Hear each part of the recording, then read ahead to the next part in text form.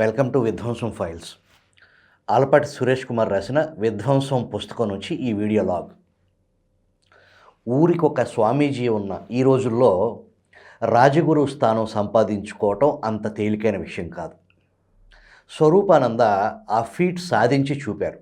ముఖ్యమంత్రి జగన్కు గురువు అనే పేరు పడిన తర్వాత స్వరూపానందకు గిరాకీ బాగా పెరిగింది. శ్రీకాకుళం జిల్లాకు చెందిన స్వరూపానందకు తల్లిదండ్రులు పెట్టిన పేరు నరసింహం.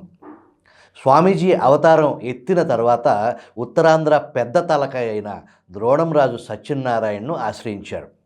ఆ తర్వాత కళాబంధు టి సుబ్బిరామిరెడ్డి మద్దతు కూడా దొరికింది. రాజ్యసభ సభ్యుడు కెప్టెన్ లక్ష్మీకాంతరావు ద్వారా బీఆర్ఎస్ చీఫ్ కల్వకుంట్ల చంద్రశేఖరరావుకు దగ్గరయ్యారు.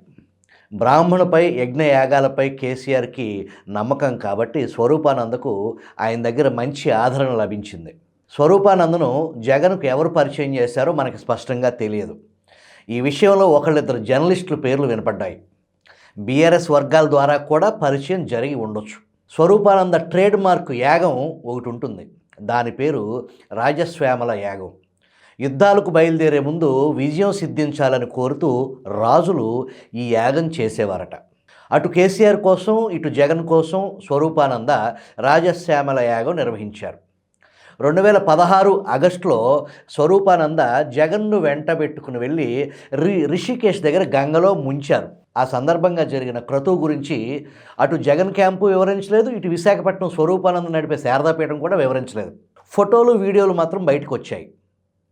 వీటి వల్ల జగన్ తిరిగి హిందూ మతం స్వీకరించారన్న ప్రచారం జరిగింది. కాదని ఎవరూ వివరణ కూడా ఇవ్వలేదు. వైఎస్ కుటుంబంలోని మిగతా సభ్యుల మాదిరిగానే జగన్ కరుటుగట్టిన క్రైస్తవుడు. 2014 ఎన్నికల్లో ఓటమి చవిచూసిన జగన్కు 2019 ఎన్నికలకు ముందు ఈ మత మార్పిడి ప్రచారం ఎంతో కొంత ఉపయోగపడింది. కౌంటింగ్ రోజున అధికారం ఖాయమని తేలగానే జగన్ స్వరూపానందకు ఫోన్ చేసి ఆశీర్వాదం తీసుకున్నారు. శిష్యుడు ముఖ్యమంత్రి అయిన తర్వాత జగన్ నా ఆత్మ అని చెప్పుకున్నారు స్వరూపానంద. 2019 తర్వాత స్వరూపానంద భజన బృందం సభ్యుల సంఖ్య బాగా పెరిగింది. స్వామి దగ్గరకు వెళ్ళి దండం పెట్టుకున్న ఫోటో బయటకు వస్తే చాలు అన్న రీతిలో భక్తులు తయారయ్యారు. విశాఖపట్నంలో ఫ్రీ లాంచ్ ఆఫర్ల పేరుతో ప్లాట్ల బుకింగ్ ద్వారా జనం నుంచి దాదాపు 900 కోట్ల రూపాయలు వసూలు చేసి అరెస్ట్ అయిన సాహితీ గ్రూప్ ఎండి బూదాటి లక్ష్మీనారాయణకు జగన్ ప్రభుత్వం టీటీడీ బోర్డులో సభ్యత్వం కల్పించింది. స్వరూపానంద సిఫారసుతో ఆయనకి గౌరవం దక్కిందనేది వినికిడి. 2020 నవంబర్లో ఉన్నట్టుండి స్వరూపానంద పుట్టినరోజును అధికారికంగా జరపాలని వైఎస్ జగన్మోహన్ రెడ్డి ప్రభుత్వం బరి తెగించింది. పుట్టినరోజున శారదాపీఠానికి వెళ్ళి స్వరూపానందకు ఆలయ మర్యాదలు అందించాలని దేవాదాయ శాఖ మెమో జారీ చేసింది. శారదాపీఠం వారి కోరిక మేరకు ఈ మెమో వెలువడించింది. దీనికి తీవ్రమైన వ్యతిరేకత వచ్చింది. రాజకీయంగా వచ్చే వ్యతిరేకతను ఖాతరు చేసే లక్షణం లేని జగన్మోహన్ రెడ్డి దీనిని పట్టించుకోలేదు. దీంతో కొంతమంది గిట్టని వారు హైకోర్టును ఆశ్రయించారు. దేవాదాయ శాఖ నిర్వహణను చూసి హైకోర్టు ముక్కును వేలేసుకుంది. దాంతో ఇక తప్పక మెమోను ఉపసంహరించుకున్నారు. నా పుట్టినరోజున నా పీఠానికి వచ్చి ఆలయ మర్యాదలు జరిపించండి అని అడగటానికి కొంత తెంపు కావాలి. స్వరూపానందకు ఆ తెంపు ఎక్కడి నుంచి వచ్చింది? తన శిష్యుడు తన కోసం ఏమైనా చేస్తాడనే నమ్మకం నుంచి వచ్చింది. ముఖ్యమంత్రి గురువు గారికి ఆలయ మర్యాదలు జరిపించాలన్న ఆదేశాలు జగన్కు తెలిసి వచ్చాయో తెలియక వచ్చాయో మనకు తెలియదు. ఎలా వచ్చినా కానీ వాటికి రాజముద్ర ఉన్నట్టే లెక్క. హిందూ ఓటర్ల మద్దతు సంపాదించేందుకు జగన్కు స్వరూపానంద ఉపయోగపడ్డారు. ప్రతిగా స్వరూపానందకు ముఖ్యమంత్రి గురువుగా లభించే ప్రివిలేజెస్ అన్నీ దక్కాయి.